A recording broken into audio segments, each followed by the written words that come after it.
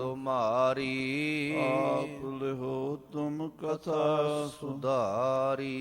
हम न सकत कर सिफत तुम्हारी। आप लिहो तुम कथा सुधारी। ਸਤਨਾਮ ਵਾਹਿਗੁਰੂ ਸਾਹਿਬ ਜੀ ਦੋਹਰਾ। ਜੇ ਕੋ ਆਖੈ ਪ੍ਰਸ਼ਨ ਜਹੈ, ਸਭ ਕਹੀ ਬਿਰਾੜਨ ਬਾਤ। ਸਤਿਗੁਰ ਬਚਨ ਫਾਹੈ ਭਇਓ, ਕਿਤ ਮੁਇਓ ਕਪੂਰੋ ਭਾਂਤ। ਵਾਹਿਗੁਰੂ ਜੀ ਕਾ ਖਾਲਸਾ ਵਾਹਿਗੁਰੂ ਜੀ ਕੀ ਫਤਿਹ। ਗੁਰੂ ਗਰੀਬ ਨਿਵਾਜ ਸੱਚੇ ਪਾਤਸ਼ਾਹ ਜੀ ਦੀ ਸਾਜੀ ਨਵਾਜੀ ਹੋਈ ਗੁਰੂ ਰੂਪ ਸਾਧ ਸੰਗਤ ਜੀ, ਆਪ ਜੀ ਵੱਡੇ ਭਾਗਾਂ ਵਾਲੇ ਹੋ, ਜਿਨ੍ਹਾਂ ਨੂੰ ਗੁਰੂ ਮਹਾਰਾਜ ਨੇ ਆਪਣੇ ਚਰਨਾਂ ਵਿੱਚ ਜੁੜ ਬੈਠਣ ਦਾ ਸੁਭਾਗ ਸਮਾਂ ਬਖਸ਼ਿਸ਼ ਕੀਤਾ ਹੈ ਔਰ ਗੁਰੂ ਕੀ ਪਵਿੱਤਰ ਪਾਵਨ ਬਾਣੀ ਦਾ ਅੰਮ੍ਰਿਤਮਈ ਕੀਰਤਨ ਸਰਵਣ ਕੀਤਾ ਹੈ। ਕਲਯੁਗ ਮਹਿ ਕੀਰਤਨ ਪ੍ਰਧਾਨਾ, ਗੁਰਮੁਖ ਜਪੀਐ ਲਾਇ ਧਿਆਨਾ। ਕੀਰਤਨ ਨਿਰਮੋਲਕ ਹੀਰਾ, ਆਨੰਦ ਗੁਣੀ ਗਹੀਰਾ। ਕੀਰਤਨ ਤੋਂ ਉਪਰੰਤ ਗੁਰ ਇਤਿਹਾਸ, ਗੁਰੂ ਖਾਲਸੇ ਦੇ ਇਤਿਹਾਸ ਦੀ ਕਥਾ ਸਰਵਣ ਕਰਦੇ ਹੋ। ਰਾਤ ਆਪਾਂ ਸਰਵਣ ਕਰ ਰਹੇ ਸੀ। ਵੱਡੇ ਘੱਲੂਘਾਰੇ ਤੋਂ ਬਾਅਦ ਖਾਲਸੇ ਨੇ ਕੁਝ ਸਮਾਂ ਮਾਲਵੇ ਦੇਸ਼ ਵਿੱਚ ਕੱਟਿਆ, ਜਿੱਥੇ ਗੁਰੂ ਖਾਲਸੇ ਨੂੰ ਮੰਨਣ ਵਾਲੇ ਬਰਾੜ ਸਿੱਖ, ਮਹਾਰਾਜਾ ਆਲਾ ਸਿੰਘ ਅਤੇ ਹੋਰ ਸਰਦਾਰਾਂ ਨੇ ਪੰਥ ਦੀ ਸੇਵਾ ਕੀਤੀ। ਉੱਥੇ ਕੁਝ ਮਾਲਵੇ ਦੇ ਬਰਾੜ ਜਿਹੜੇ ਸਿੱਖਾਂ ਨੂੰ ਨਹੀਂ ਸਨ ਚੰਗਾ ਸਮਝਦੇ, ਉਹਨਾਂ ਨੇ ਵਿਰੋਧਤਾ ਵੀ ਕੀਤੀ। ਇੱਥੋਂ ਤੱਕ ਵੀ ਖਾਲਸੇ ਦੇ ਨਾਲ ਪਠਾਨ ਦਾ ਭੇਸ ਬਣਾ ਕੇ, ਪਠਾਨਾਂ ਵਾਲਾ ਰੂਪ ਬਣਾ ਕੇ ਉਹਨਾਂ ਨੇ ਜੰਗ ਵੀ ਲੜਿਆ। ਪਰ ਸਰਦਾਰ ਚੜ੍ਹਤ ਸਿੰਘ ਜੀ ਨੇ ਉਹਨਾਂ ਨੂੰ ਪਛਾਣ ਲਿਆ ਅਤੇ ਫਿਰ ਉਹਨਾਂ ਨਾਲ ਚੰਗੇ ਕਰਾਰੇ ਦੋ ਦੋ ਹੱਥ ਕਰਕੇ ਉਹਨਾਂ ਨੂੰ ਹੌਲੇ ਹੌਲੇ ਆਪਣੀ ਈਨ ਮਨਾ ਲਈ ਅਤੇ ਫਿਰ ਉਹ ਵੀ ਸਮਝ ਗਏ ਅਤੇ ਪੰਥ ਦੇ ਨਾਲ ਰਲ ਗਏ। ਕਈ ਵਾਰੀ ਇਸ ਤਰ੍ਹਾਂ ਆਪਸੀ ਲੜਾਈਆਂ ਵੀ ਸਿੱਖਾਂ ਦੀਆਂ ਹੋਣ ਲੱਗ ਪਈਆਂ ਸਨ, ਅਤੇ ਗੁਰੂ ਕੇ ਸਿੱਖ ਤਾਂ ਜਿਹੜੇ ਸਨ ਪੰਥ ਦੀ ਸ਼ਾਨ ਲਈ ਲੜ ਰਹੇ ਸਨ, ਪਰ ਪੰਜਾਬ ਦੇ ਕਈ ਲੋਕ ਸਿੱਖਾਂ ਦਾ ਰੂਪ ਤਾਂ ਧਾਰਿਆ ਸੀ, ਪਰ ਸਿੱਖੀ ਅੰਦਰ ਨਹੀਂ ਸੀ ਵਸੀ।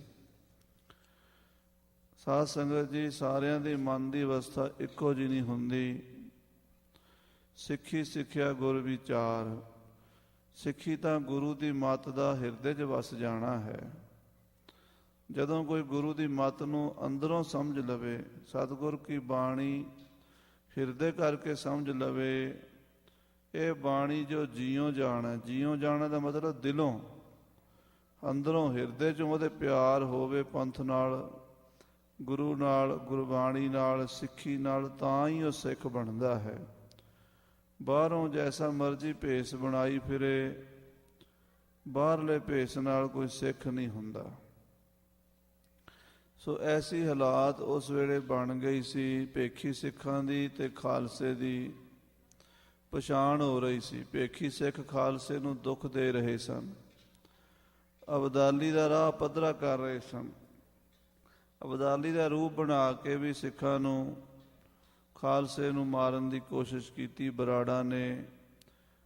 ਇਹ ਗੱਲ ਭਗਤਾ ਭਾਈ ਕਾ ਔਰ ਸਾਧ ਸੰਗਤ ਜੀ ਕੋਠਾ ਗੁਰੂ ਕਾ, ਦੀਨਾ ਕਾਂਗੜ, ਬਰਨਾਲੇ ਤੋਂ ਕੋਈ 30-35 ਕਿਲੋਮੀਟਰ ਬਾਜਾਖਾਨਾ ਰੋਡ ਦੇ ਉੱਤੇ ਇਹ ਜਿਹੜੇ ਵੱਡੇ ਵੱਡੇ ਪਿੰਡ ਹਨ, ਉਸ ਇਲਾਕੇ 'ਚ ਵਾਪਰੀ ਹੈ। ਉੱਥੇ ਬਹੁਤ ਸਾਰੇ ਸਿੰਘ ਰਹਿ ਰਹੇ ਸਨ। ਤੋ ਉਹਨਾਂ ਸਿੰਘਾਂ ਨੇ ਫਿਰ ਹੌਲੇ ਹੌਲੇ ਆਪਣਾ ਪ੍ਰਭਾਵ ਪਾ ਕੇ ਬਰਾੜਾਂ ਨੂੰ ਅੰਮ੍ਰਿਤ ਛਕਾਇਆ।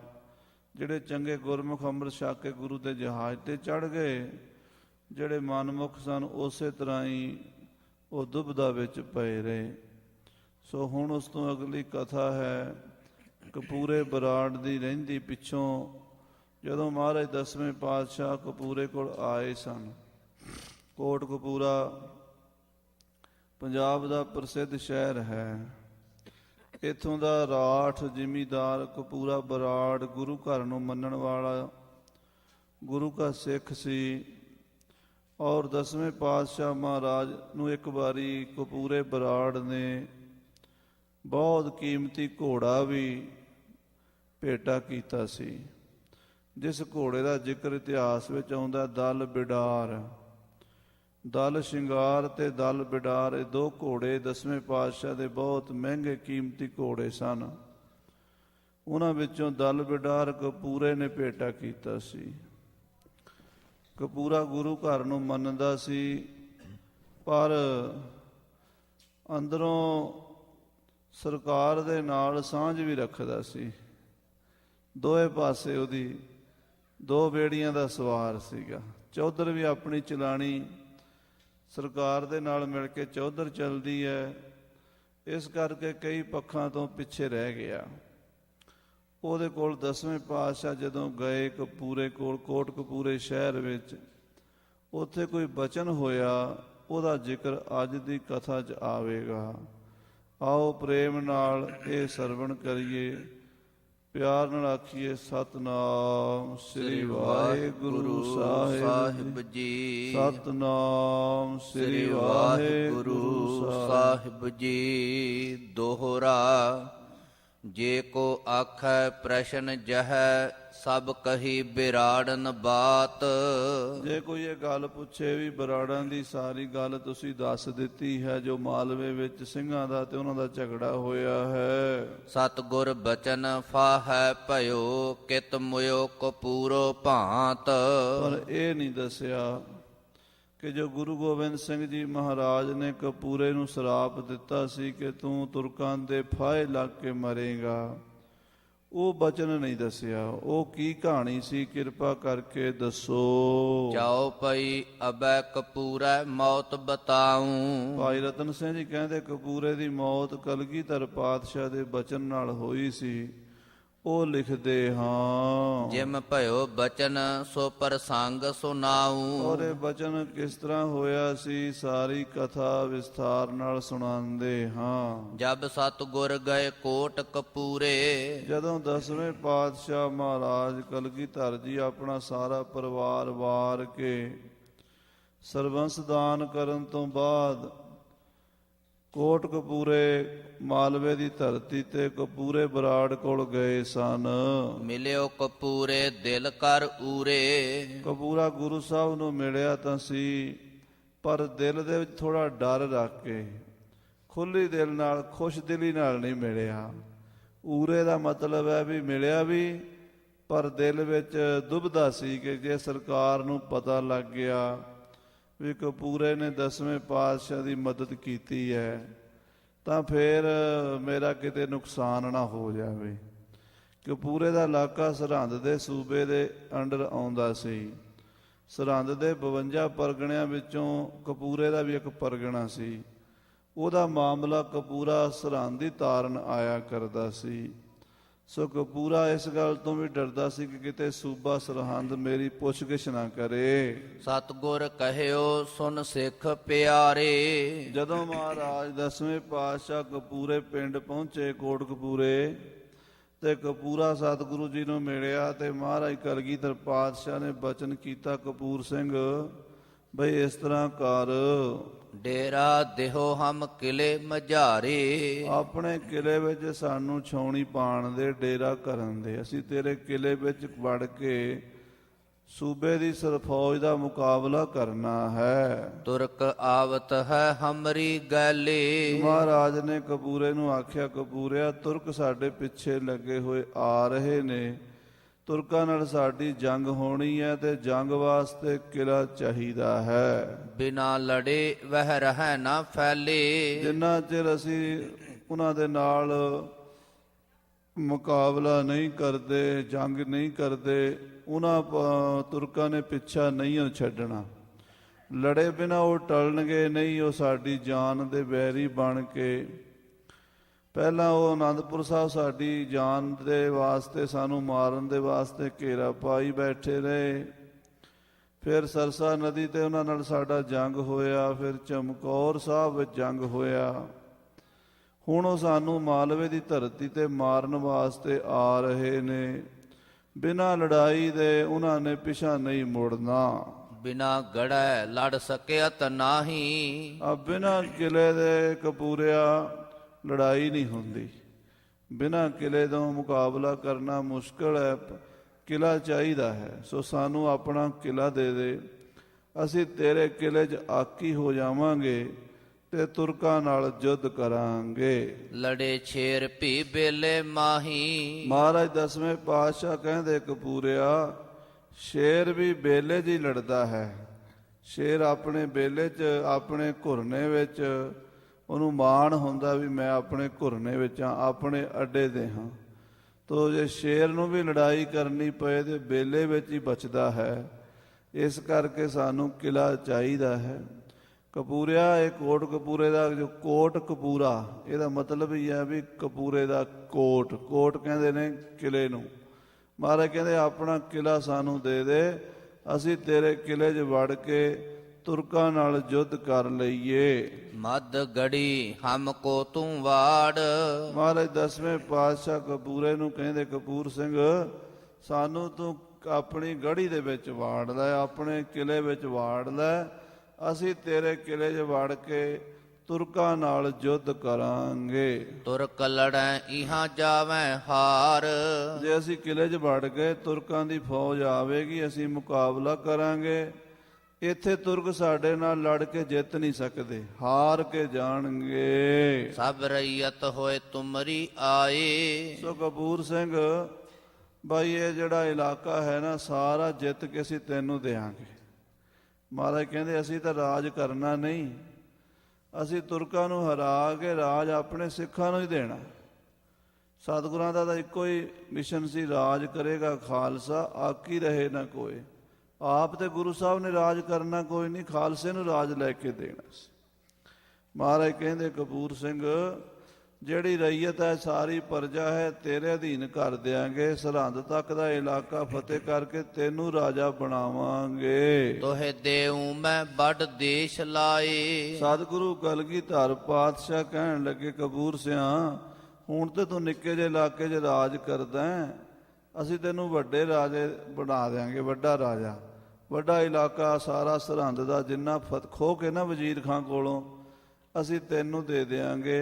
ਤੂੰ ਸਾਰੇ ਇਲਾਕੇ ਦਾ ਸੂਬੇਦਾਰ ਬਣ ਕੇ ਰਾਜ ਕਰੀ। ਤਬੈ ਕਪੂਰੇ ਉੱਤਰ ਦਿਓ। ਪਰ ਸਾਧ ਸੰਗਤ ਜੀ, ਗੁਰੂਆਂ ਪੀਰਾਂ ਦੇ ਬਚਨ ਸ਼ਰਧਾ ਬਿਨਾਂ ਨਹੀਂ ਕਮਾਏ ਜਾਂਦੇ। ਵਿਸ਼ਵਾਸ ਤੋਂ ਬਿਨਾਂ ਸਿੱਖੀ ਨਹੀਂ ਕਮਾਈ ਜਾਂਦੀ।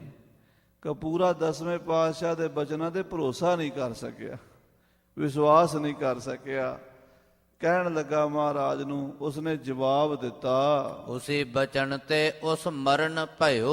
ਉਹ ਜਿਹੜਾ ਉਹਦਾ ਬਚਨ ਸੀ ਨਾ, ਉਹਨੇ ਜੋ ਮਹਾਰਾਜ ਨੂੰ ਉਹਨੇ ਗੱਲ ਕਹੀ, ਉਹ ਸਮਝੋ ਉਹਦੀ ਮੌਤ ਦਾ ਕਾਰਨ ਬਣੀ। ਆਪਣੇ ਬਚਨਾਂ ਦੇ ਵਿੱਚ ਹੀ ਉਹ ਫਸ ਗਿਆ, ਆਪਣੀ ਜ਼ੁਬਾਨ ਤੋਂ ਹੀ ਉਹ ਆਪਣੀ ਮੌਤ ਮੰਗ ਬੈਠਾ। ਦੋਹਰਾ ਕਪੂਰੇ ਦਿਨ ਖੋਟੇ ਆਏ ਗਇਓ। ਸਿੱਖਿਓ ਬੇਮੁਖ ਹੋਏ। ਕਪੂਰੇ ਦੇ ਦਿਨ ਮਾੜੇ ਆ ਗਏ। ਖੋਟੇ ਦਿਨ ਆ ਜਾਂਦੇ ਤੇ ਮਹਾਂਪੁਰਸ਼ਾਂ, ਸੰਤਾਂ, ਭਗਤਾਂ, ਗੁਰੂਆਂ ਨਾਲ ਕੋਈ ਬੰਦਾ ਇਦਾਂ ਦੀ ਗੱਲ ਕਰ ਬਹਿੰਦਾ ਹੈ। ਸੰਤਨ ਸੇਤੀ ਮਸ਼ਕਰੀਏ ਡੂਬਨ ਕੇ ਕਾਮ। ਆਪਣੇ ਪੈਰੀਂ ਕੁਹਾੜਾ ਮਾਰ ਲਿਆ ਕਪੂਰੇ ਨੇ। ਮਾੜਾ ਸਮਾਂ ਕਪੂਰੇ ਦਾ ਆ ਗਿਆ। ਬੇਈਮਾਨੀ ਚਿਤ ਠਈ ਮਤ ਗੜੀ ਲਏ ਗੁਰ ਖੋਹੇ। ਦਿਲ 'ਚ ਬੇਈਮਾਨੀ ਆ ਗਈ ਕਪੂਰੇ ਦੇ ਕਿ ਮਤਾ ਗੁਰੂ ਗੋਬਿੰਦ ਸਿੰਘ ਮੇਰੀ ਗੜੀ ਤੇ ਕਬਜ਼ਾ ਹੀ ਨਾ ਕਰ ਲਵੇ। ਹਾਲਾਂਕਿ ਮਹਾਰਾਜ ਨੇ ਤਾਂ ਸਿਰਫ ਜੰਗ ਵਾਸਤੇ ਮੰਗੀ ਸੀ ਕਿ ਸਾਨੂੰ ਜੰਗ ਕਰਨ ਦੇ, ਜੰਗ ਤੋਂ ਬਾਅਦ ਅਸੀਂ ਸਾਰਾ ਇਲਾਕਾ ਤੁਰਕਾਂ ਕੋਲੋਂ ਖੋਹ ਲੈਣਾ। ਅਸੀਂ ਤੁਰਕਾਂ ਨੂੰ ਭਜਾ ਕੇ ਤੇ ਤੈਨੂੰ ਰਾਜਾ ਬਣਾਵਾਂਗੇ, ਤੂੰ ਰਾਜ ਕਰੀ। ਗੁਰੂ ਸਾਹਿਬ ਨੂੰ ਤਾਂ ਰਾਜ ਦੀ ਭੁੱਖ ਨਹੀਂ ਸੀ, ਉਹ ਤੇ ਰਾਜਿਆਂ ਦੇ ਰਾਜੇ ਤੇ ਮਹਾਰਾਜਿਆਂ ਦੇ ਮਹਾਰਾਜੇ ਸਨ। ਉਹਨਾਂ ਨੇ ਕੀ ਕਰਨਾ ਸੀ ਰਾਜ ਦੁਨਿਆਵੀ। ਕਪੂਰੇ ਨੂੰ ਰਾਜ ਦੇਣ ਵਾਸਤੇ ਜਦੋਂ ਮਹਾਰਾਜ ਨੇ ਕਿਹਾ ਤੇ ਕਪੂਰੇ ਦੇ ਮਨ 'ਚ ਇਹ ਆ ਗਈ ਵੀ ਕਿਤੇ ਗੁਰੂ ਸਾਹਿਬ ਮੇਰੇ ਘਰ ਵੜ ਕੇ ਕਬਜ਼ਾ ਹੀ ਨਾ ਕਰ ਲੈਣ। ਕਿ ਕਿਤੇ ਕਿਲੇ ਦੇ ਪੱਕੇ ਹੀ ਮਾਲਕ ਨਾ ਬਣ ਜਾਣ। ਇਹ ਨਾ ਹੋਵੇ ਕੱਲ ਮੈਨੂੰ ਕਹਿਣ ਵੀ ਤੂੰ ਕੀ ਲੱਗਦਾ, ਚੱਲ ਕਿਲਾ ਤੇ ਸਾਡਾ ਹੈ, ਤੇ ਜਿਹੜਾ ਅੰਦਰ ਵੜਿਆ ਹੋਵੇ ਕਿਲੇ ਦੇ ਕਾਬਜ ਹੋਵੇ ਉਹਨੂੰ ਕੱਢਣਾ ਬੜਾ ਔਖਾ ਹੁੰਦਾ। ਕਪੂਰਾ ਗੁਰੂ ਸਾਹਿਬ ਜੀ ਦੇ ਬਚਨ ਸਮਝ ਨਹੀਂ ਸਕਿਆ, ਵਿਸ਼ਵਾਸ ਨਹੀਂ ਕਰ ਸਕਿਆ। ਚਾਉ ਪਈ ਤਬੈ ਕਪੂਰੈ ਐਸੀ ਕਹੀ। ਤਾਂ ਕੋਟ ਕਪੂਰੇ ਦੇ ਸਰਦਾਰ ਕਪੂਰ ਸਿੰਘ ਨੇ 10ਵੇਂ ਪਾਤਸ਼ਾਹ ਜੀ ਨੂੰ ਇਹ ਜਵਾਬ ਦਿੱਤਾ। ਹਮ ਤੁਰਕਨ ਕੈ ਬੰਦੇ ਅਹੀ। ਕਹਿਣ ਲੱਗਾ, ਮਹਾਰਾਜ ਸੱਚੇ ਪਾਤਸ਼ਾਹ ਕਲਗੀਧਰ ਪਿਤਾ ਜੀ, ਬਚਨ ਤੁਹਾਡਾ ਠੀਕ ਹੈ, ਪਰ ਮਜਬੂਰੀ ਹੈ ਕਿ ਅਸੀਂ ਤੁਰਕਾਂ ਦੇ ਬੰਦੇ ਹਾਂ, ਅਸੀਂ ਸਰਕਾਰ ਦੇ ਬੰਦੇ ਹਾਂ, ਅਸੀਂ ਸੂਬੇ ਸਰਹੰਦ ਦੇ ਵੀ ਬੰਦੇ ਹਾਂ, ਸਿੱਖ ਤੁਹਾਡੇ ਹਾਂ, ਪਰ ਸਰਕਾਰ ਨਾਲ ਵੀ ਸਾਡਾ ਰਾਬਤਾ ਬਰਾਬਰ ਹੈ। ਉਹਨਾਂ ਨੂੰ ਵੀ ਅਸੀਂ ਟੈਕਸ ਦੇਣਾ ਹੁੰਦਾ, ਉਹਨਾਂ ਤੋਂ ਵੀ ਅਸੀਂ ਬੜੀਆਂ ਸਹੂਲਤਾਂ ਲੈਣੀਆਂ ਹੁੰਦੀਆਂ ਨੇ। ਜਾਓ ਅਬ ਮਦ ਹਮ ਤੁਮ ਕੋ ਵਾੜੈ। ਗੁਰੂ ਜੀ, ਜੇ ਤੁਹਾਨੂੰ ਮੈਂ ਆਪਣੇ ਕਿਲੇ 'ਚ ਵਾੜ ਲਵਾਂ, ਤੁਸੀਂ ਮੇਰੇ ਘਰ ਵਿੱਚ ਪਨਾਹ ਲਓਗੇ, ਹਮ ਕੋ ਫੜ ਤੁਰਕ ਫਾਹੇ ਚਾੜੈ। ਤੇ ਤੁਰਕ ਸਾਨੂੰ ਫੜ ਕੇ ਫਾਹੇ ਲਾ ਦੇਣਗੇ, ਮੈਨੂੰ ਤੁਰਕ ਫਾਹੇ ਲਾ ਦੇਣਗੇ, ਫਾਂਸੀ ਚਾੜ ਦੇਣਗੇ। ਜਦੋਂ ਪਤਾ ਲੱਗੇਗਾ ਵੀ ਕਪੂਰੇ ਨੇ ਗੁਰੂ ਗੋਬਿੰਦ ਸਿੰਘ ਜੀ ਨੂੰ ਆਪਣਾ ਕਿਲਾ ਦਿੱਤਾ, ਉਹਨਾਂ ਦੀ ਮਦਦ ਕੀਤੀ ਹੈ, ਮਹਾਰਾਜ ਮੇਰਾ ਕਿਉਂ ਨੁਕਸਾਨ ਕਰਾਉਂਦੇ ਹੋ, ਮੈਨੂੰ ਕਿਉਂ ਫਾਹੇ ਲਵਾਉਂਦੇ ਹੋ। ਤਬ ਸਤ ਗੁਰ ਸੁਨ ਬਚਨ ਉਚਾਰੇ। ਇਹ ਸੁਣ ਕੇ 10ਵੇਂ ਪਾਤਸ਼ਾਹ ਸ੍ਰੀ ਗੁਰੂ ਗੋਬਿੰਦ ਸਿੰਘ ਸਾਹਿਬ ਕਲਗੀਧਰ ਪਾਤਸ਼ਾਹ ਸੁਭਾਵਕ ਹੀ ਬਚਨ ਕਰ ਦਿੱਤਾ। ਅਬ ਕਿਆ ਮਰੈ ਨਾ ਫਾਹੇ ਚਾੜੇ। ਮਹਾਰਾਜ ਕਹਿਣ ਲੱਗੇ, ਫਾਹੇ ਤੇ ਤੂੰ ਲੱਗਣਾ ਹੀ ਹੈ, ਹੁਣ ਕਿਹੜਾ ਤੂੰ ਫਾਹੇ ਤੋਂ ਬਚ ਜਾਏਗਾ। ਜੇ ਤੂੰ ਸਾਡਾ ਬਚਨ ਮੰਨ ਲੈਂਦਾ ਰਾਜਾ ਬਣ ਜਾਂਦਾ, ਪਰ ਤੂੰ ਬਚਨ ਨਹੀਂ ਮੰਨਿਆ। ਤੁਰਕਾਂ ਤੋਂ ਜਿਹੜੇ ਕੰਮ ਤੋਂ ਤੂੰ ਡਰਦਾ ਹੈ ਨਾ, ਉਸੇ ਤਰ੍ਹਾਂ ਤੇਰੀ ਮੌਤ ਆਏਗੀ। ਫਾਹੇ ਲਾ ਕੇ ਫਾਂਸੀ ਚਾੜ ਕੇ ਹੀ ਤੁਰਕ ਤੈਨੂੰ ਮਾਰਨਗੇ। ਸਿੱਖਿਓ ਭੀ ਬੇਮੁਖ ਹੋਏ ਮਰੈ। ਔਰ ਸਿੱਖੀ ਤੋਂ ਵੀ ਬੇਮੁਖ ਹੋ ਕੇ ਮਰੇਗਾ। ਗੁਰੂ ਦੀ ਸਿੱਖੀ ਵੀ ਜਾਏਗੀ ਤੇ ਜਾਨ ਵੀ ਨਹੀਂ ਬਚੇਗੀ। ਤਉ ਭੀ ਤੂੰ ਫਾਹੇ ਚੜ ਮਰੈ। ਫਾਹੇ ਲਾ ਕੇ ਮਰਨਾ ਤਾਂ ਤੇਰਾ ਪੱਕਾ ਹੈ, ਔਰ ਤੁਰਕ ਤੈਨੂੰ ਖੇਹ ਦਾ ਤੋਬਰਾ ਮੂੰਹ ਤੇ ਚਾੜ ਕੇ ਮਾਰਨਗੇ। ਇਹ ਬਚਨ ਗੁਰਪ੍ਰਤਾਪ ਸੂਰਜ ਵਿੱਚ ਆਉਂਦੇ ਨੇ। ਮਹਾਰਾਜ ਨੇ ਆਖਿਆ, ਤੁਰਕ ਤੈਨੂੰ ਖੇਹ ਦਾ ਤੋਬਰਾ ਚਾੜ ਕੇ ਮਾਰਨਗੇ ਮੂੰਹ ਦੇ ਉੱਤੇ।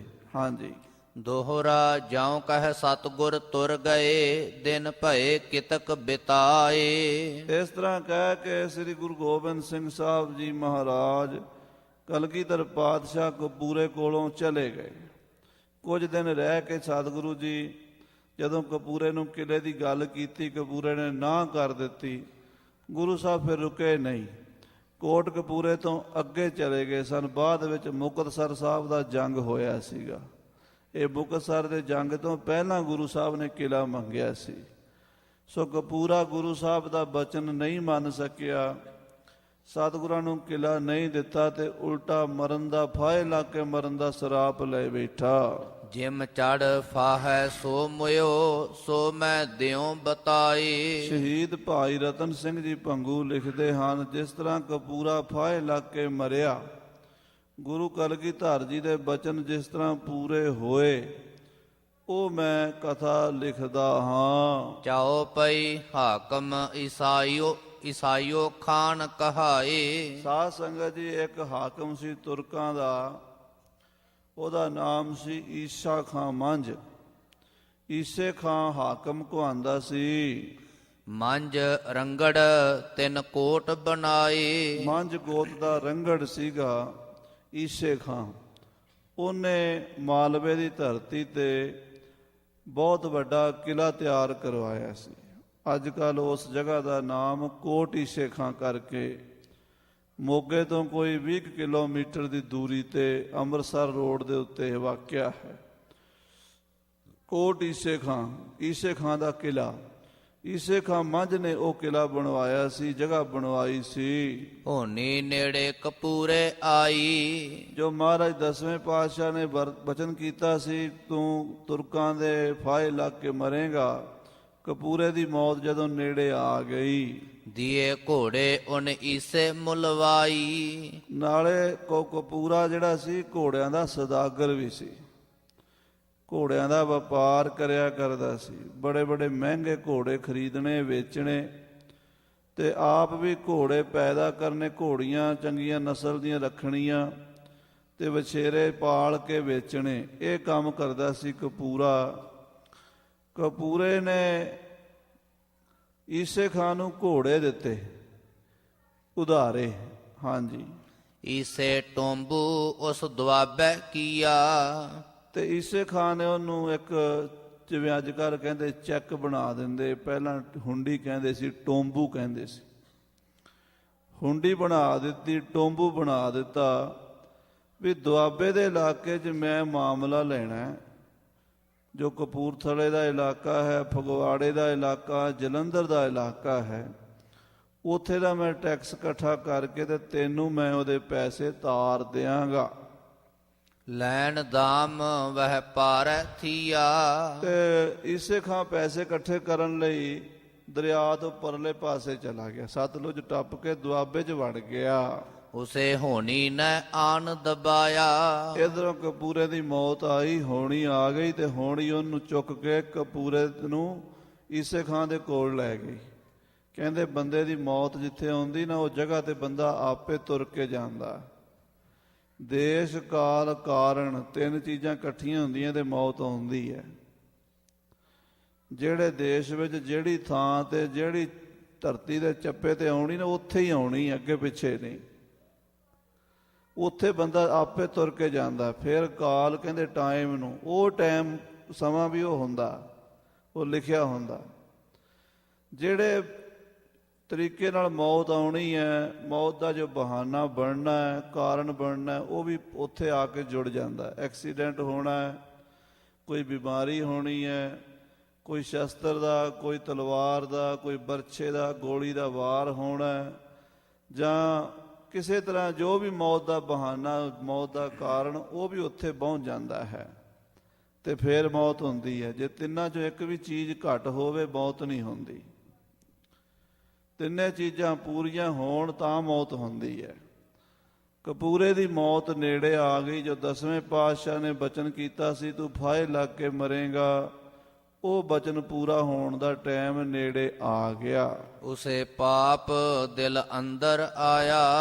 ਕਪੂਰੇ ਦੇ ਮਨ 'ਚ ਪਾਪ ਆ ਗਿਆ, ਲਾਲਚ ਆ ਗਿਆ, ਕਿਉਂਕਿ ਲਾਲਚ ਸਭ ਤੋਂ ਵੱਡਾ ਪਾਪ ਹੈ। ਆਖੋ ਵਾਹਿਗੁਰੂ। ਜੈਸੇ ਬੜੇ ਗੁਣ ਲੋਭ ਤੇ ਜਾਤ ਪਰਾਈ। 10ਵੇਂ ਪਾਤਸ਼ਾਹ ਦੀ ਬਾਣੀ 'ਚ ਬਚਨ ਆਉਂਦਾ ਹੈ, ਵੱਡੇ ਵੱਡੇ ਗੁਣ ਬੰਦੇ ਦੇ ਲਾਲਚ ਨਾਲ ਨਸ਼ਟ ਹੋ ਜਾਂਦੇ ਆ। ਜਦੋਂ ਬੰਦੇ 'ਚ ਲਾਲਚ ਆ ਗਿਆ, ਸਾਰੇ ਹੀ ਉਹਦੇ ਗੁਣ ਚਲੇ ਜਾਂਦੇ, ਬਹਾਦਰੀ ਵੀ ਚਲੀ ਜਾਂਦੀ ਹੈ, ਸਿਆਣਪ ਵੀ ਚਲੀ ਜਾਂਦੀ ਹੈ, ਅਕਲ ਤੇ ਪੜਦਾ ਪੈ ਜਾਂਦਾ।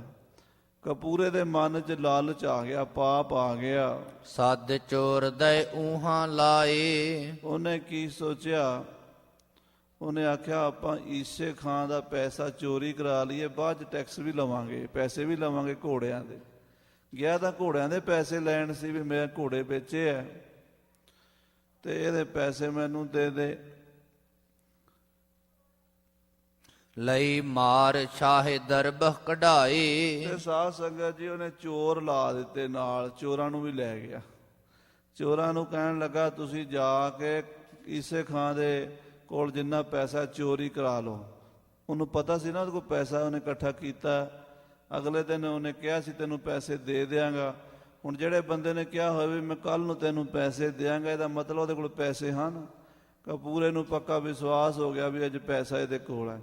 ਉਹਨੇ ਚੋਰ ਭੇਜ ਕੇ ਉਹ ਜਿਹੜੇ ਪੈਸੇ ਸਨ ਈਸੇ ਖਾਂ ਮੰਝ ਦੇ, ਉਹ ਚੋਰੀ ਕਰਵਾ ਦਿੱਤੇ। ਸੋ ਬਹੁ ਪ੍ਰਗਟੀ ਸਿਰ ਉਸ ਆਈ। ਜਦੋਂ ਉਸ ਗੱਲ ਦੀ ਖੋਜ ਨਿਕਲੀ, ਹੁਣ ਚੋਰੀ ਯਾਰੀ ਠੱਗੀ ਬੇਈਮਾਨੀ ਇਹ ਤਾਂ ਛੁਪਦੀ ਨਹੀਂ। ਚੋਰੀ ਦੀ ਖੋਜ ਨਿਕਲ ਆਈ। ਚੋਰਾਂ ਦਾ ਪਤਾ ਲਾਇਆ ਵੀ ਚੋਰ ਕਿੱਥੋਂ ਆਏ ਸੀ, ਕੌਣ ਸੀਗੇ ਚੋਰ। ਫੜਦੇ ਬੰਦੇ ਪਹੁੰਚ ਗਏ ਚੋਰਾਂ ਕੋਲ, ਤੇ ਚੋਰਾਂ ਨੇ ਕਪੂਰੇ ਦਾ ਨਾਂ ਲੈ ਦਿੱਤਾ ਵੀ ਸਾਨੂੰ ਤੇ ਕਪੂਰੇ ਨੇ ਭੇਜਿਆ ਸੀ ਤੇ ਕਪੂਰੇ ਨੇ ਚੋਰੀ ਕਰਾਈ ਹੈ। ਹੋਣੀ ਹੋਏ ਬੋਲੀ ਮੋਹਰ ਖਾਈ। ਭਾਈ ਸਾਹਿਬ ਜੀ ਕਹਿੰਦੇ ਨੇ, ਹੋਣੀ ਮੂੰਹ ਚੜ੍ਹ ਕੇ ਬੋਲੀ। ਕਾਲ ਆ ਗਿਆ ਕਪੂਰੇ ਦਾ ਤੇ ਉਹਦੇ ਮੂੰਹ ਚੜ ਕੇ ਚੋਰਾਂ ਦੇ ਮੂੰਹ ਤੋਂ ਉਹ ਬੋਲੀ। ਹਾਂਜੀ, ਵਾਕ ਸਤਿਗੁਰ ਕੋ ਨਹਿ ਜਾਏ ਖਾਲੀ। ਗੁਰੂ ਸਾਹਿਬ ਕਲਗੀਧਰ ਪਾਤਸ਼ਾਹ ਦੇ ਬਚਨ ਖਾਲੀ ਜਾਣੇ ਨਹੀਂ ਸਨ। ਜੋ ਮਹਾਰਾਜ ਨੇ ਕਿਹਾ ਸੀ ਕਪੂਰਾ ਫਾਹੇ ਲੱਗ ਕੇ ਮਰੇਗਾ, ਉਹ ਸਮਾਂ ਨੇੜੇ ਆ ਗਿਆ। ਧਰੁਵ ਧਵਲ ਧਰਤੀ ਜਾਏ ਹਾਲੀ। ਗੁਰਬਾਣੀ ਦੇ ਵਿੱਚ ਸ੍ਰੀ ਗੁਰੂ ਰਾਮਦਾਸ ਸਾਹਿਬ ਜੀ ਦੇ ਬਚਨ ਹਨ ਕਿ ਧਰਤੀ ਆਕਾਸ਼ ਗ੍ਰਹਿ ਤਾਰੇ ਪਰਬਤ ਪਹਾੜ ਆਪਣੀ ਥਾਂ ਤੋਂ ਬੇਸ਼ੱਕ ਹਿੱਲ ਜਾਣ, ਪਰ ਮਹਾਂਪੁਰਸ਼ ਸਾਧੂ ਦੇ ਬਚਨ ਖਾਲੀ ਨਹੀਂ ਜਾਂਦੇ। ਇੱਕ ਸਾਧ ਬਚਨ ਅਟਲਾਦਾ, ਅਟਲ ਬਚਨ ਨਾਨਕ ਗੁਰ ਤੇਰਾ, ਸਫਲ ਕਰ ਮਸਤਕ ਧਾਰਿਆ। ਸ੍ਰੀ ਗੁਰੂ ਗੋਬਿੰਦ ਸਿੰਘ ਸਾਹਿਬ ਕਲਗੀਧਰ ਪਾਤਸ਼ਾਹ ਦੇ ਬਚਨ, ਕਪੂਰਿਆਂ ਤੋਂ ਫਾਹੇ ਲੱਗ ਕੇ ਮਰੇਗਾ, ਉਹ ਬਿਲਕੁਲ ਸਿਰੇ ਤੇ ਆ ਪਹੁੰਚੇ। ਸੋ ਈਸੇ ਖਾਂ ਪਕੜ ਮੰਗਾਇਓ। ਈਸੇ ਖਾਂ ਨੇ ਕਪੂਰੇ ਨੂੰ ਗ੍ਰਿਫਤਾਰ ਕਰ ਲਿਆ, ਆਪਣੀ ਫੌਜ ਭੇਜ ਕੇ ਕਪੂਰੇ ਨੂੰ ਕਾਬੂ ਕਰ ਲਿਆ। ਕਪੂਰੇ ਨੂੰ ਫੜ ਕੇ ਈਸੇ ਖਾਂ ਦੇ ਸਾਹਮਣੇ ਪੇਸ਼ ਕੀਤਾ ਗਿਆ। ਯੋਂ ਕਹਿ ਕੇ ਫਾਹੇ ਚੜਵਾਇਓ। ਉਹਨੇ ਕੋਟ ਈਸੇ ਖਾਂ ਦੇ ਵਿੱਚ ਹੀ ਕਪੂਰੇ ਨੂੰ ਇਹ ਕਹਿ ਕੇ ਫਾਂਸੀ ਦੇ ਦਿੱਤੀ। ਦੋਹਰਾ ਇਸੈ ਗੁਰੂ ਕੇ ਵਾਕ ਥੋਂ, ਫਾਹੈ ਮੌਤ ਹੋਏ ਯਾਹੇ। ਕਪੂਰਿਆ, ਤੈਨੂੰ ਤੇਰੇ ਗੁਰੂ ਦਾ ਬਚਨ ਸੀ ਕਿ ਤੂੰ ਫਾਹੇ ਲੱਗ ਕੇ ਮਰੇਗਾ। ਉਹਨੂੰ ਵੀ ਪਤਾ ਸੀ ਈਸੇ ਖਾਂ ਨੂੰ। ਉਹ ਕਹਿੰਦਾ ਤੇਰੇ ਗੁਰੂ ਦਾ ਬਚਨ ਹੈ, ਤੂੰ ਫਾਹੇ ਲੱਗ ਕੇ ਮਰਨਾ ਹੈ। ਲੈ ਮੈਂ ਤੈਨੂੰ ਫਾਹੇ ਲੱਗ ਕੇ ਮਾਰਨ ਲੱਗਾ ਹਾਂ, ਹੁਣ ਤੂੰ ਫਾਹੇ ਲੱਗ ਕੇ ਮਰੇਗਾ। ਔਰ ਕਿਸੂ ਕੋ ਦੋਸ਼ ਨ ਹੈ, ਸੋ ਫੁਰਿਓ ਆਹੇ। ਮੇਰਾ ਕੋਈ ਕਸੂਰ ਨਹੀਂ, ਮੈਂ ਤੈਨੂੰ ਫਾਹੇ ਲਾ ਰਿਹਾ। ਕਿਉਂ? ਤੇਰੇ ਗੁਰੂ ਦਾ ਸ਼ਰਾਪ ਹੀ ਤੇਰੇ ਅੱਗੇ ਆ ਗਿਆ ਹੈ।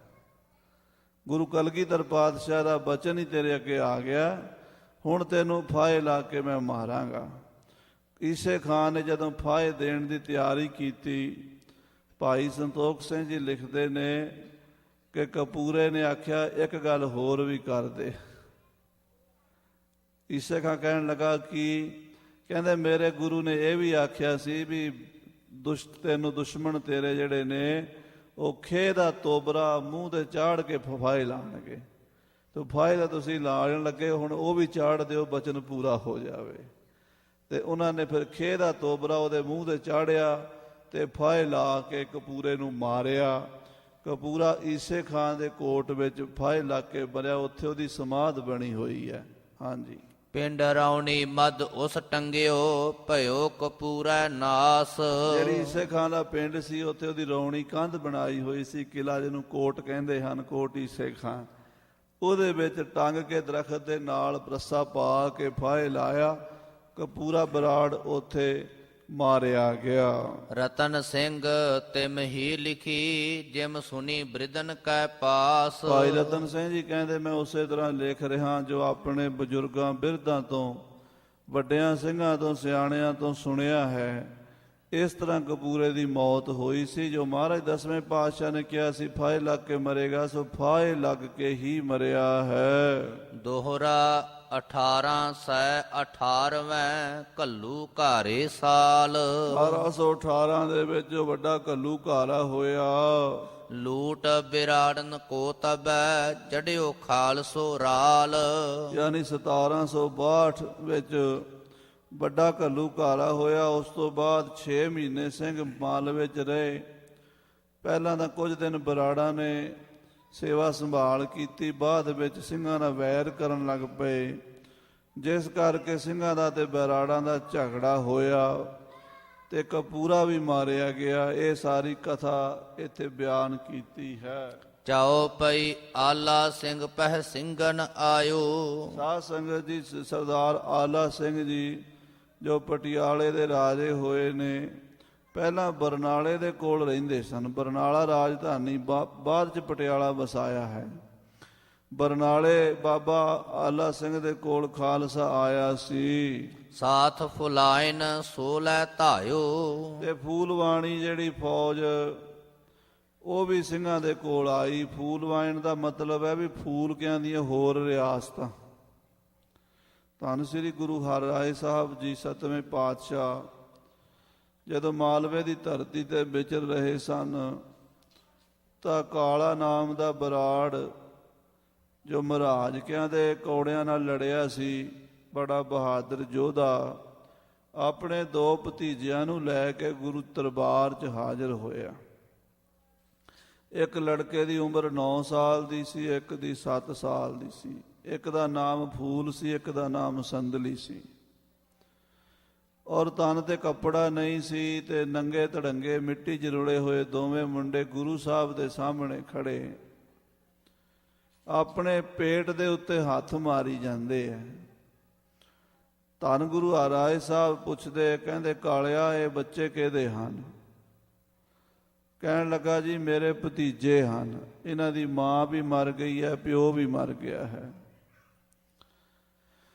ਇਹਨਾਂ ਦਾ ਕੋਈ ਵਾਲੀ ਵਾਰਸ ਨਹੀਂ। ਮਹਾਰਾਜ ਕਹਿੰਦੇ ਪੇਟ ਤੇ ਹੱਥ ਕਿਉਂ ਮਾਰਦੇ ਹਨ, ਢਿੱਡ ਕਿਉਂ ਖੜਕਾਉਂਦੇ ਹਨ? ਕਹਿਣ ਲੱਗਾ ਜੀ ਰੋਟੀ ਨਹੀਂ ਖਾਧੀ, ਭੁੱਖੇ ਹਨ, ਰੋਟੀ ਮੰਗਦੇ ਹਨ। ਸਤਿਗੁਰੂ ਕਹਿਣ ਲੱਗੇ ਇਹਨਾਂ ਦੇ ਘੋੜੇ ਜਮਨਾ 'ਚ ਪਾਣੀ ਪੀਆ ਕਰਨਗੇ। ਇਹ ਬਚਨ ਹੋਇਆ ਗੁਰੂ ਹਰਿਰਾਏ ਸਾਹਿਬ ਮਹਾਰਾਜ 7ਵੇਂ ਪਾਤਸ਼ਾਹ ਦਾ। ਉਹੀ ਬੱਚਿਆਂ 'ਚੋਂ ਬਾਬਾ ਫੂਲ ਜੀ ਹੋਏ ਵੱਡੇ ਹੋ ਕੇ। ਬਾਬੇ ਫੂਲ ਨੇ ਰਾਮਪੁਰਾ ਫੂਲ ਵਸਾਇਆ, ਫਿਰ ਹੋਰ ਰਿਆਸਤਾਂ 'ਚ ਫੂਲਕਿਆਂ ਦੀਆਂ ਹੋਈਆਂ। ਬਾਬੇ ਫੂਲ ਦੇ ਅੱਗੋਂ ਉਹਨਾਂ ਦੇ ਪੁੱਤਰ ਰਾਮਾ ਤੇ ਤਰਲੋਕਾ, ਜਿਹੜੇ ਦਮਦਮੇ ਸਾਹਿਬ 10ਵੇਂ ਪਾਤਸ਼ਾਹ ਤੋਂ ਅੰਮ੍ਰਿਤ ਛਕ ਕੇ ਰਾਮ ਸਿੰਘ ਤੇ ਤਰਲੋਕ ਸਿੰਘ ਬਣੇ। ਤਰਲੋਕ ਸਿੰਘ ਦੀਆਂ 2 ਰਿਆਸਤਾਂ ਬਣੀਆਂ, ਜੀਂਦ ਤੇ ਨਾਭਾ। ਰਾਮ ਸਿੰਘ ਦੇ ਪੁੱਤਰ ਬਾਬਾ ਆਲਾ ਸਿੰਘ ਜੀ ਪਟਿਆਲਾ, ਇਹ ਰਿਆਸਤਾਂ ਚਲੀਆਂ। ਸੋ ਖਾਲਸੇ ਦੇ ਵਿੱਚ ਇਹ 12ਵੀਂ ਮਿਸਲ ਵੀ ਮੰਨੀ ਜਾਂਦੀ ਸੀ ਜੋ ਮਾਲਵੇ ਦੇ ਸਿੱਖਾਂ ਦੀ ਸੀ, ਬਰਾੜਾਂ ਦੀ। ਇਹ ਖਾਲਸੇ ਦੇ ਕੋਲ ਸਾਰੀਆਂ ਮਿਸਲਾਂ ਦੇ ਮੁਖੀ ਇਕੱਠੇ ਹੋ ਕੇ ਨਾਭੇ ਵਾਲਾ ਸਰਦਾਰ ਸੁਖਚੈਨ ਸਿੰਘ ਤੇ ਜੀਂਦ ਵਾਲਾ ਗੁਰਦਿੱਤ ਸਿੰਘ ਬਾਬਾ ਜੱਸਾ ਸਿੰਘ ਜੀ ਦੇ ਕੋਲ ਆਏ ਹਨ। ਸਾਥ ਭਾਈ ਕੇ ਲਏ ਚੜਾਈ, ਨਾਲ ਭਾਈ ਕੇ ਭਾਈ ਭਗਤੂ ਸਾਹਿਬ ਜੀ ਦਾ ਪਰਿਵਾਰ, ਜਿਹੜੇ ਸ੍ਰੀ ਗੁਰੂ ਰਾਮਦਾਸ ਜੀ ਮਾਈ ਭਿੱਖਾ ਨੂੰ ਵਰ ਦਿੱਤਾ ਸੀ। ਉਹਨੇ ਆਖਿਆ ਸੀ ਸੋਨੇ ਦੀ ਮਧਾਣੀ ਹੋਵੇ, ਪੋਤਰੇ ਨੂੰ ਦੁੱਧ ਰਿੜਕਦੀ ਵੇਖਾਂ। ਤੇ ਗੁਰੂ ਰਾਮਦਾਸ ਮਹਾਰਾਜ ਕਹਿਣ ਲੱਗੇ ਤੇਰੇ ਘਰ ਭਗਤੂ ਦਾ ਜਨਮ ਹੋਵੇਗਾ, ਸਾਡਾ ਗੁਰਸਿੱਖ ਬੰਦਗੀ ਵਾਲਾ, ਉਹਦੀ ਅੰਸ਼ ਬੰਸ ਦਾ ਰਾਜ ਵੀ ਹੋਵੇਗਾ ਤੇ ਸੋਨੇ ਦੀ ਮਧਾਣੀ ਵੀ ਹੋਵੇਗੀ। ਇਹ ਗੁਰੂ ਰਾਮਦਾਸ ਦੇ ਬਚਨ ਨਾਲ ਭਾਈਗੀਆਂ ਦਾ ਬੰਸ ਚੱਲਿਆ। ਬੜੇ ਰਾਠ ਜ਼ਿਮੀਦਾਰ ਤਗੜੇ ਬਣ ਗਏ ਤੇ ਸਾਧ ਸੰਗਤ ਜੀ ਭਾਈ ਭਗਤੂ ਦੇ ਪਰਿਵਾਰ ਵਿੱਚੋਂ ਉਸ ਵੇਲੇ ਸਰਦਾਰ ਦੇਸੂ ਸਿੰਘ ਆਦਿਕ ਜਿਹੜੇ ਸਿੰਘਾਂ ਦੇ ਕੋਲ ਆਏ ਹਨ। ਬੁੱਢਾ ਸਿੰਘ ਗੁਰਬਖਸ਼ ਸਿੰਘ ਬਾਈ, ਭਾਈ ਬੁੱਢਾ ਸਿੰਘ ਗੁਰਬਖਸ਼ ਸਿੰਘ ਇਹ ਸਰਦਾਰ ਆਏ ਹਨ। ਮਲੇਰ ਮਾਰਨ ਉਨ ਦਈ ਸਲਾਹੇ, ਮਲਵਈਆਂ ਨੇ ਬਾਬਾ ਆਲਾ ਸਿੰਘ ਨਾਲ ਸਲਾਹ ਕੀਤੀ। ਬਰਨਾਲੇ 'ਚ ਮੀਟਿੰਗ ਹੋਈ। ਠੀਕਰੀਵਾਲ ਪਿੰਡ ਹੈ ਬਰਨਾਲੇ ਦੇ ਲਾਗੇ। ਉੱਥੇ ਖਾਲਸਾ ਪੰਥ ਜ਼ਿਆਦਾਤਰ ਬਾਬਾ ਜੱਸਾ ਸਿੰਘ ਜੀ ਉੱਥੇ ਠਹਿਰਿਆ ਕਰਦੇ। ਨਵਾਬ ਕਪੂਰ ਸਿੰਘ ਜੀ ਵੀ ਠੀਕਰੀਵਾਲ ਠਹਿਰਿਆ ਕਰਦੇ ਸਨ। ਆਲਾ ਸਿੰਘ ਦੇ ਉੱਥੇ ਲੰਗਰ ਚੱਲਦੇ ਰਹਿੰਦੇ ਸਨ। ਆਲਾ ਸਿੰਘ ਨੇ, ਗੁਰਦਿੱਤ ਸਿੰਘ ਨੇ, ਸੁਖਚੈਨ ਸਿੰਘ ਨੇ, ਨਾਭੇ ਜੀਂਦ ਦੇ ਸਾਰੇ ਰਾਜਿਆਂ ਨੇ, ਭਗਤੂਕਿਆਂ ਦੇ ਰਾਜਿਆਂ ਨੇ, ਉਦੋਂ ਵੱਡੇ ਰਾਜੇ ਤਾਂ ਨਹੀਂ ਸਨ ਬਣੇ, ਅਜੇ ਉਹ ਪੁੰਗਰ ਰਹੇ ਸਨ, ਹੌਲੇ ਹੌਲੇ ਤਾਕਤ ਫੜ ਰਹੇ ਸਨ। ਬਾਬਾ ਜੱਸਾ ਸਿੰਘ ਨੂੰ ਕਿਹਾ ਕਿ ਬਾਬਾ ਜੀ ਮਲੇਰਕੋਟਲਾ ਫਤਿਹ ਕਰ ਲਓ। ਜੇ ਮਲੇਰਕੋਟਲਾ ਫਤਿਹ ਕਰ ਲਵਾਂਗੇ ਤੇ ਇੱਕ ਤਾਂ ਵੱਡੇ ਘੱਲੂ ਘਾਰੇ ਦਾ ਬਦਲਾ ਲਿਆ ਜਾਏਗਾ, ਤੇ ਦੂਸਰਾ ਇਹ ਪਠਾਨ ਸਾਨੂੰ ਟਿਕਣ ਨਹੀਂ ਦਿੰਦੇ, ਨਾ ਮਲਵਈਆਂ ਨੂੰ ਟਿਕਣ ਦਿੰਦੇ ਆ, ਨਾ ਮਾਝੇ ਵਾਲਿਆਂ ਨੂੰ ਇੱਥੇ ਵੜਨ ਦਿੰਦੇ ਆ। ਤੇ ਵੱਡੇ ਘੱਲੂ ਘਾਰੇ ਜਿਨ੍ਹਾਂ ਨੇ ਡਟ ਕੇ ਸਿੱਖਾਂ ਦਾ ਨੁਕਸਾਨ ਕੀਤਾ ਹੈ, ਮਲੇਰਕੋਟਲੇ ਵਾਲਿਆਂ ਨੂੰ ਫਤਿਹ ਕਰ ਲਈਏ। ਪਠਾਨ ਮਲਵਈਅਨ ਬੈਰ ਸੋ ਥਾਏ, ਕਿਉਂਕਿ ਮਲਵਈਆਂ ਦਾ ਵੀ ਪਠਾਨਾਂ ਨਾਲ ਵੈਰ ਸੀ। ਆਲਾ ਸਿੰਘ ਤੇ ਹੋਰ ਜਿਹੜੇ ਮਾਲਵੇ ਦੇ ਸਿੱਖ ਰਾਜੇ ਸਨ, ਰਾਠ ਸਨ, ਉਹਨਾਂ ਨੂੰ ਵੀ ਮਲੇਰਕੋਟਲੇ ਵਾਲੇ ਅੱਗੇ ਨਹੀਂ ਸੀ ਵਧਣ ਦਿੰਦੇ। ਮਲੇਰਕੋਟਲੇ ਵਾਲਿਆਂ ਨੂੰ ਇਹ ਖਤਰਾ ਸੀ ਕਿ ਜੇ ਸਿੱਖ ਬਰਾੜ ਰਾਜ ਕਰਨ ਲੱਗ ਪਏ ਤੇ ਸਾਨੂੰ ਕਿਤੇ ਭਜਾ ਨਾ ਦੇਣ, ਇਹ ਸਾਡਾ ਇਲਾਕਾ ਖੋਣਗੇ। ਇਸ ਕਰਕੇ ਮਲੇਰਕੋਟਲੇ ਵਾਲਿਆਂ ਦਾ ਤੇ ਮਾਲਵੇ ਦੇ ਸਿੱਖਾਂ ਦਾ ਵੈਰ ਚੱਲ ਰਿਹਾ ਸੀ। ਦੌੜ ਚੋ ਤਰਫੋਂ ਲੂਟ ਮਚਾਹੇ, ਕਹਿੰਦੇ ਆਪ ਸਿੰਘਾਂ ਨੇ ਸਲਾਹ ਕੀਤੀ। ਬਾਬਾ ਆਲਾ ਸਿੰਘ, ਗੁਰਦਿੱਤ ਸਿੰਘ, ਸੁਖਚੈਨ ਸਿੰਘ, ਬੁੱਢਾ ਸਿੰਘ, ਗੁਰਬਖਸ਼ ਮਲਵਈ ਸਰਦਾਰ ਕਹਿਣ ਲੱਗੇ ਆਪਾਂ ਮਲੇਰਕੋਟਲੇ ਦੇ ਚਾਰ ਤਰਫੋਂ ਹੱਲਾ ਕਰਕੇ ਲੁੱਟ ਮਾਰ ਕਰੀਏ। ਮੁਲਕ ਮਾਰ ਉਨ ਤੁਰੇ ਅਗਾਹੇ, ਔਰ ਇਹਨਾਂ ਦਾ ਮੁਲਕ ਮਾਰ ਕੇ ਤੇ ਆਪਾਂ ਫਿਰ ਅੱਗੇ ਸਰਹੰਦ ਨੂੰ ਤੁਰੀਏ। ਸਿੰਘ ਤੁਰੇ ਸਰਹੰਦੈ ਦਾਈ, ਸੋ ਇਸ ਤਰ੍ਹਾਂ ਖਾਲਸਾ ਜੀ ਮਲੇਰਕੋਟਲੇ ਦਾ ਇਲਾਕਾ ਫਤਿਹ ਕਰਕੇ ਸਿੰਘ ਸਰਹੰਦ ਨੂੰ ਤੁਰ ਪਏ। ਦੇਖ ਬਾਗ ਮੁੜ ਆਏ ਧਾਏ, ਸੋ ਸਿੰਘਾਂ ਨੇ ਬਾਹਰ ਬਾਗ ਦੇ ਵਿੱਚ ਜਾ ਡੇਰਾ ਕੀਤਾ ਤੇ ਬਾਗ ਦੇ ਵਿੱਚ ਬੈਠ ਕੇ ਵਿਚਾਰ ਕਰਦੇ ਐ। ਹੋਤੀ ਫੌਜ ਜੋ ਸ਼ਹਿਰ ਸੋ ਮਾਹੇ, ਜਿਹੜੀ ਤੁਰਕਾਂ ਦੀ ਫੌਜ ਸੀ ਪਠਾਣਾਂ ਦੀ, ਉਹ ਸ਼ਹਿਰ ਦੇ ਵਿੱਚ ਵੜੀ ਹੋਈ ਸੀ। ਸ਼ਹਿਰ ਤੋਂ ਬਾਹਰ ਸਿੱਖਾਂ ਦਾ ਮੁਕਾਬਲਾ ਕਰਨ ਲਈ ਫੌਜ ਤੁਰਕਾਂ ਦੀ ਨਹੀਂ ਆਈ। ਸਿੰਘਨ ਭੈ ਤੇ ਨਿਕਸੀ ਨਾਹੇ, ਸਿੰਘਾਂ ਤੋਂ ਡਰਦੀ ਮਾਰੀ ਸਰਹੰਦ ਦੇ ਸੂਬੇ ਜੈਨ ਖਾਨ ਦੀ ਫੌਜ ਬਾਹਰ ਨਹੀਂ ਨਿਕਲੀ। ਸਿੰਘਨ ਲੀਨੋ ਉਸ ਲੱਖ ਜੋਰ, ਸਿੰਘਾਂ ਨੇ ਵੇਖ ਲਿਆ ਵੀ ਜੈਨ ਖਾਨ ਵਿੱਚ ਹੁਣ ਦਮ ਨਹੀਂ ਰਿਹਾ, ਖਾਲਸੇ ਦੀ ਝਾਲ ਨਹੀਂ ਚੱਲਦਾ, ਕਿਉਂਕਿ ਜਿਹੜਾ ਬਾਹਰ ਨਹੀਂ ਨਿਕਲਿਆ ਦਾ ਮਤਲਬ ਡਰ ਗਿਆ ਹੈ, ਤਾਕਤ ਘੱਟ ਹੈ।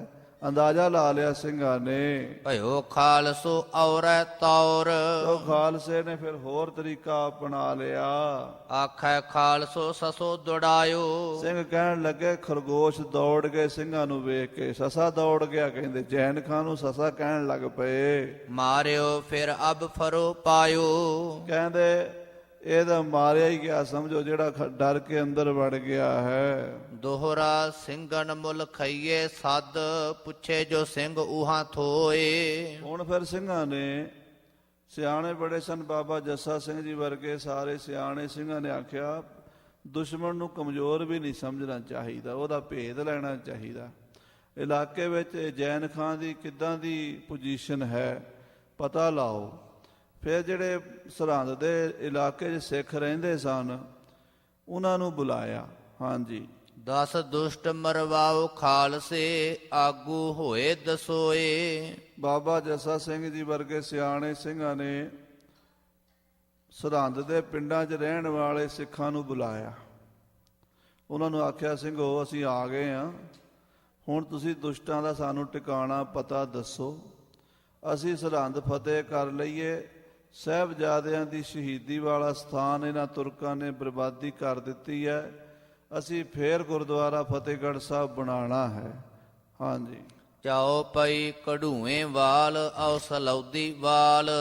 ਸਰਹੰਦ ਦੇ ਇਲਾਕੇ 'ਚ ਸਿੱਖਾਂ ਦੇ ਪਿੰਡ ਛੋਟੇ ਵੱਡੇ ਹੋਰ ਵੀ ਸਨ, ਪਰ 2 ਬੜੇ ਵੱਡੇ ਸਨ। ਇੱਕ ਸੀ ਕਢੂਆਂ, ਸਾਧ ਸੰਗਤ ਜੀ, ਕਢੂਆਂ ਪਿੰਡ ਮੁਰਿੰਡੇ ਤੋਂ ਕੋਈ 7-8 ਕਿਲੋਮੀਟਰ ਖਰੜ ਰੋਡ ਦੇ ਉੱਤੇ ਹੈ, ਚੰਡੀਗੜ੍ਹ ਨੂੰ ਆਉਂਦਿਆਂ ਹੋਇਆਂ। ਗੁਰੂ ਹਰਿਰਾਏ ਸਾਹਿਬ ਮਹਾਰਾਜ ਉਸ ਪਿੰਡ 'ਚ ਗਏ ਸੀ, ਲੁਹਾਰਾਂ ਨੇ ਸੇਵਾ ਕੀਤੀ ਸੀ। ਸਤਿਗੁਰਾਂ ਨੇ ਉਹਨਾਂ ਨੂੰ ਵਰ ਦਿੱਤਾ ਸੀ ਤੁਹਾਡਾ ਲੋਹਾ ਸੋਨੇ ਦੇ ਭਾਅ ਵਿਕੇਗਾ। ਹੁਣ ਉਹਨਾਂ ਦੇ ਜਿੰਨੇ ਵੀ ਸਰਬਲੋਹ ਦੇ ਬਾਟੇ ਹਨ ਉਸੇ ਪਿੰਡ 'ਚ ਹੀ ਬਣਦੇ ਹਨ, ਸੰਸਾਰ ਭਰ 'ਚ ਉੱਥੋਂ ਹੀ ਜਾਂਦੇ ਹਨ। ਅੰਮ੍ਰਿਤ ਛਕਾਉਣ ਵਾਲੇ ਬਾਟੇ ਸਾਰੇ ਉੱਥੇ ਹੀ ਬਣਦੇ ਹਨ। ਕਢੂਏ ਪਿੰਡ 'ਚ ਸਿੱਖਾਂ ਦੇ ਕਈ ਘਰ ਸਨ ਤੇ ਇੱਕ ਪਰਾਂ ਸਲੌਦੀ ਪਿੰਡ ਹੈ ਸਿੰਘਾਂ ਦੀ ਸਲੌਦੀ, ਉੱਥੇ ਵੀ ਸਿੰਘ ਰਹਿੰਦੇ ਸਨ।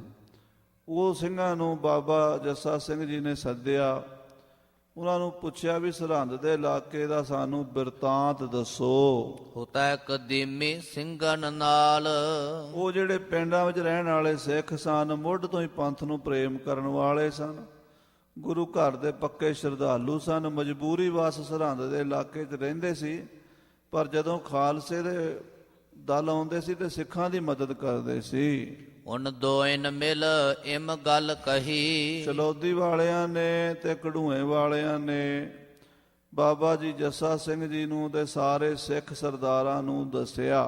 ਦੁਸ਼ਟਨ ਸਿਰ ਦੁਸ਼ਟ ਮੁਰੰਡੋ ਅਹੀ, ਉਹ ਕਹਿਣ ਲੱਗੇ ਖਾਲਸਾ ਜੀ ਸਭ ਤੋਂ ਵੱਡੇ ਦੁਸ਼ਟ ਮੁਰੰਡੇ ਵਾਲੇ ਆ ਰੰਗੜ, ਇਹਨਾਂ ਨੇ ਮੁੱਢ ਤੋਂ ਹੀ ਗੁਰੂ ਘਰ ਦੇ ਨਾਲ ਵੈਰ ਕੀਤਾ ਹੈ। ਸਾਹਿਬ ਯਾਦੇ ਜਿਨੈ ਫੜਾਏ, ਮੁਰਿੰਡੇ ਦੇ ਜਾਨੀ ਖਾਂ ਤੇ ਮਾਨੀ ਖਾਂ ਨੇ ਬਾਬਾ ਜੋਰਾਵਰ ਸਿੰਘ ਜੀ, ਬਾਬਾ ਫਤਿਹ ਸਿੰਘ ਜੀ ਤੇ ਮਾਤਾ ਗੁਜਰੀ ਜੀ ਨੂੰ ਗ੍ਰਿਫਤਾਰ ਕਰਕੇ ਲਿਆਂਦਾ ਸੀ।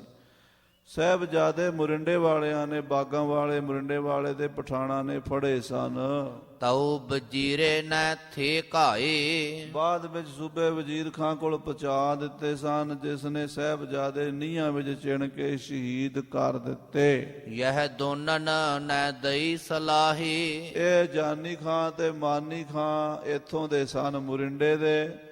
ਪਹਿਲਾਂ ਇਹਨਾਂ ਨੂੰ ਸੋਧਣਾ ਚਾਹੀਦਾ, ਮੁਰਿੰਡਾ ਮਾਰਨਾ ਚਾਹੀਦਾ। ਖਾਲਸਾ ਜੀ, ਇਹ ਤੁਰਕਾਂ ਦਾ ਵੱਡਾ ਠਾਣਾ ਹੈ। ਇਹ ਦੁਸ਼ਟਾਂ 'ਚੋਂ ਵੱਡੇ ਦੁਸ਼ਟ ਹਨ। ਘੜੂਏ ਵਾਲੇ ਸਿੱਖਾਂ ਨੇ ਤੇ ਸ਼ਲੋਦੀ ਵਾਲੇ ਸਿੱਖਾਂ ਨੇ ਖਾਲਸੇ ਦੇ ਦਲ ਨੂੰ ਮੁਰਿੰਡੇ ਦੀ ਦੱਸ ਪਾ ਦਿੱਤੀ।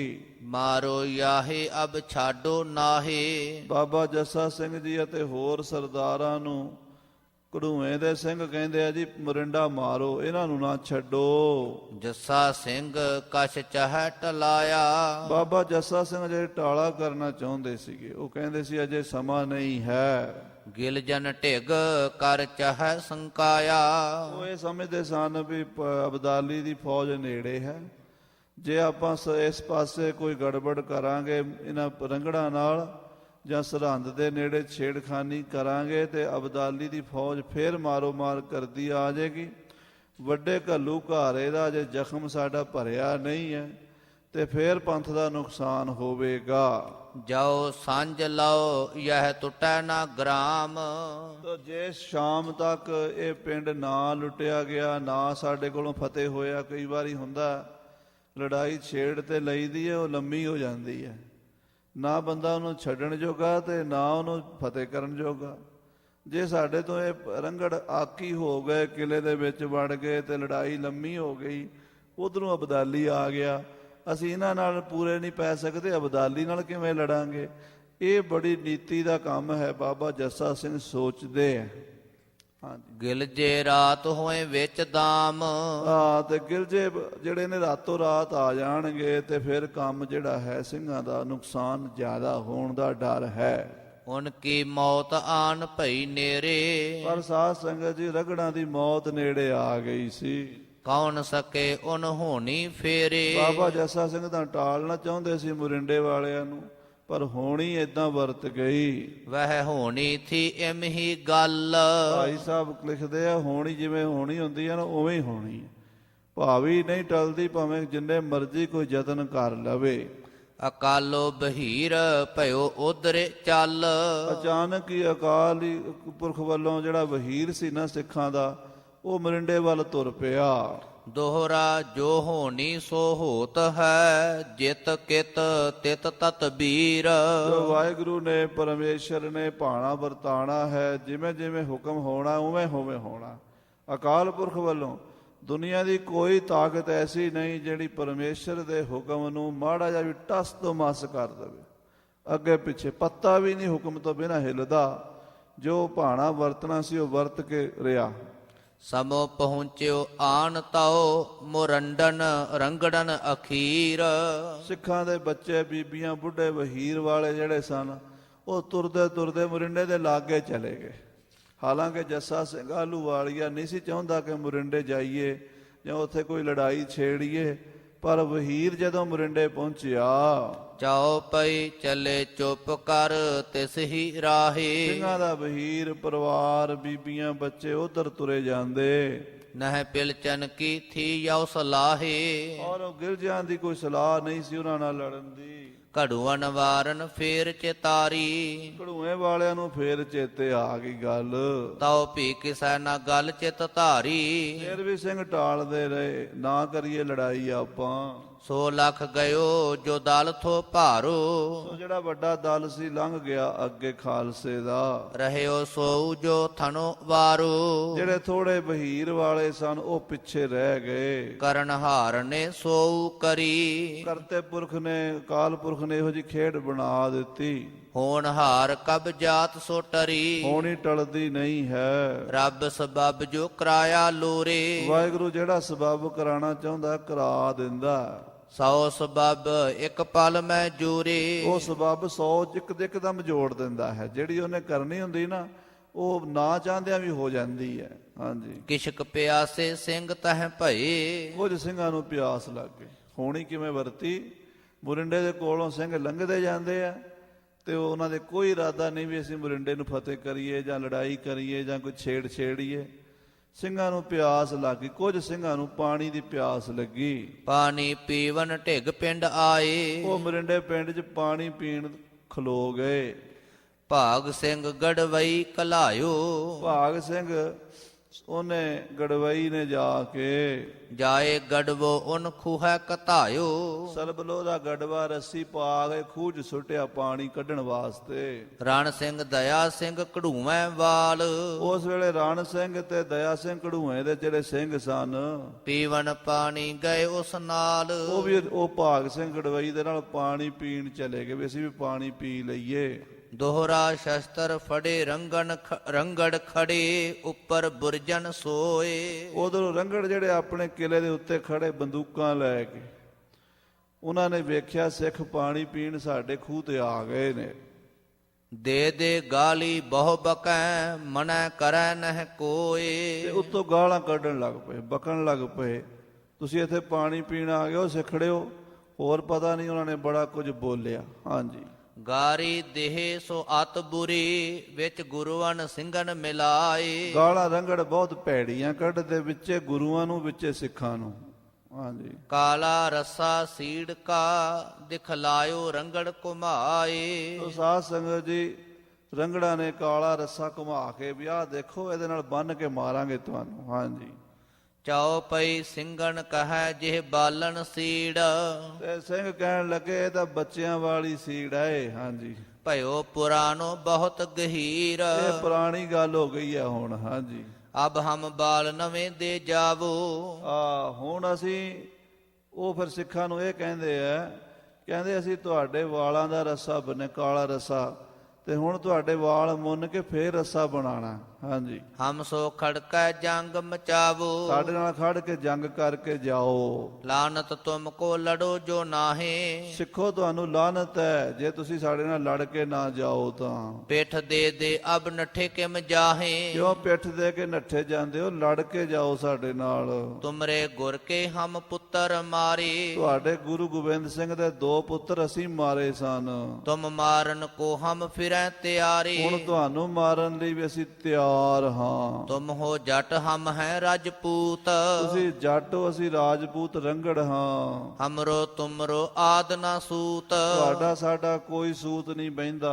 ਕਢੂਅਨ ਵਾਲਣ ਜਿਉ ਸੁਣ ਲਈ। ਜਦੋਂ ਕਢੂਏ ਵਾਲੇ ਸਿੰਘਾਂ ਨੇ, ਰਣ ਸਿੰਘ ਹੋਰਾਂ ਨੇ ਗੱਲ ਸੁਣੀ, ਅੱਗਿਓ ਉਨੈ ਭੀ ਗਾਲੀ ਦਈ। ਉਹਨਾਂ ਨੇ ਵੀ ਇੱਟ ਦਾ ਪੱਥਰ ਜਵਾਬ ਦਿੱਤਾ ਤਗੜੇ ਹੋ ਕੇ। ਦੋਹਰਾ ਸੋ ਸੁਣ ਰੰਗੜਨ ਨੈ ਤਬੈ ਦੀਨੀ ਛਲਕ ਚਲਾਏ। ਇਹ ਸੁਣ ਕੇ ਰੰਗੜਾਂ ਨੇ ਉੱਤੋਂ ਕਿਲੇ ਤੋਂ ਗੋਲੀਆਂ ਦਾਗਣੀਆਂ ਸ਼ੁਰੂ ਕਰ ਦਿੱਤੀਆਂ। ਤਾਰਾ ਸਿੰਘ ਕੇ ਸਿੰਘ ਕੋ ਲੱਗੀ ਸੋ ਗੋਲੀ ਆਈ। ਤਾਰਾ ਸਿੰਘ ਦੇ ਇੱਕ ਸਾਥੀ ਸਿੰਘ ਨੂੰ ਗੋਲੀ ਵੱਜ ਗਈ। ਤਾਰਾ ਸਿੰਘ ਡੱਲੇਵਾਲੀਆ ਜਿਹੜਾ ਸੀ, ਉਹਦਾ ਇੱਕ ਸਾਥੀ ਸਿੰਘ ਜ਼ਖਮੀ ਹੋ ਗਿਆ ਜਾਂ ਸ਼ਹੀਦ ਹੋ ਗਿਆ। ਇਸ ਤੋਂ ਅੱਗੇ ਕਥਾ ਸਾਧ ਸੰਗਤ ਜੀ ਆਪਾਂ ਕਢੂਏ ਦੇ ਜੰਗ ਦੀ, ਮੁਰਿੰਡੇ ਦੇ ਜੰਗ ਦੀ ਸਰਵਣ ਕਰਾਂਗੇ।